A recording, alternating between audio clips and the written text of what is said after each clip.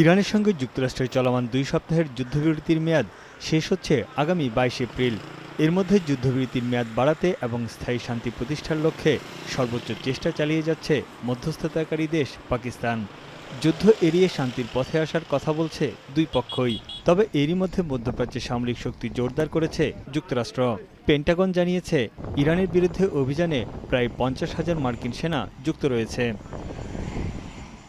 এমন অবস্থায় তেহরানের সঙ্গে পাকিস্তানের সেনাপ্রধানের নেতৃত্বে একটি উচ্চ পর্যায়ের প্রতিনিধি দল ইরান ও যুক্তরাষ্ট্রের মধ্যে নতুন দফার বৈঠকের বিষয়ে আলোচনা করেছে। আসিম মুনিরের সঙ্গে বৈঠকের পর ইরানের পররাষ্ট্রমন্ত্রী আব্বাস আরাকচি জানান, মধ্যপ্রাচ্যে শান্তি ও স্থিতিশীলতা প্রতিষ্ঠায় ইরান প্রতিশ্রুতিবদ্ধ। মধ্যপ্রাচ্যে শান্তি প্রতিষ্ঠা এবং আঞ্চলিক ও আন্তর্জাতিক বিভিন্ন বিষয় নিয়ে সৌদি যুবরাজ মোহাম্মদ বিন সালমানের সঙ্গে বৈঠক করেন পাকিস্তানের প্রধানমন্ত্রী শেহবাজ শরীফ। দুই নেতার আলোচনায় বিশেষভাবে গুরুত্ব পায় ইরান যুদ্ধ। আঞ্চলিক স্থিতিশীলতা ফেরাতে ধারাবাহিক কূটনৈতিক প্রচেষ্টার গুরুত্ব তুলে ধরেন সৌদি যুবরাজ। ইরানের সঙ্গে দ্বিতীয় দফার আলোচনা শিগগিরই শুরু হবে বলে ইঙ্গিত দিয়েছে হোয়াইট হাউস। নিয়মিত ব্রিফিংয়ে হোয়াইট হাউসের প্রেস সেক্রেটারি জানান, হরমুজ প্রণালীতে চলাচল করা ইরান সহ সব দেশের জাহাজের উপর মার্কিন নিষেধাজ্ঞা কার্যকর রয়েছে। They would very likely be in the same place as they were last time, yes. With the same, I would just want to make one point that's important to the president.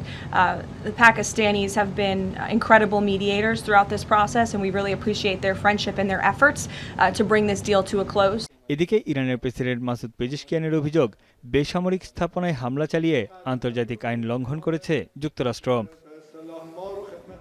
এদিকে যুদ্ধবিরতির মেয়াদ বাড়ানোর বিষয়ে এখনো কোনো সমঝোতা বা সিদ্ধান্ত হয়নি বলে জানিয়েছেন ইরানের পররাষ্ট্র মন্ত্রণালয়ের মুখপাত্র। দেশটির পারমাণবিক শক্তি সংস্থার প্রধান মোহাম্মদ ইসলামির মতে, আলোচনার সফলতা নির্ভর করবে তেহরানের অধিকার ও স্বার্থ রক্ষার বিষয়ের উপর। مذاکره‌ای که صورت میگیره مذاکره‌ایه که باید در اون حقوق و منافع ملت ایران دیده بشه. اگر حقوق و منافع ایران که حق قانونی یک ملت است. এদিকে ইরানের সামরিক অভিযান পরিচালনায় ট্রাম্পের ক্ষমতা সীমিত করার প্রস্তাব মার্কিন সিনেটে চতুর্থবারের মতো ব্যর্থ হল। প্রস্তাবটির বিপক্ষে 52 এবং পক্ষে 47 ভোট পড়েছে। এর ফলে ইরানের সামরিক অভিযান পরিচালনায় কংগ্রেসের অনুমতি নিতে হবে না ট্রাম্প প্রশাসনকে। ইরানের যুদ্ধবিরতির আলোচনা নিবিড়ভাবে পর্যবেক্ষণ করছে ইসরায়েল। যখন প্রয়োজন হবে তখন দ্রুত ও আরও জোরালোভাবে ইরানে পুনরায় হামলার জন্য প্রস্তুত আছে বলে জানান ইসরায়েলি সামরিক বাহিনীর মুখপাত্র। তানভীর জানি, এখন বিশ্ব। Lily ultra soft serum gel, যা গভীর থেকে স্কিনে দেয় 3 গুণ সিরাম হাইড্রেশন। সিরাম জেল হাইড্রেশনে ব্রাইট থাকো সব সিজনে।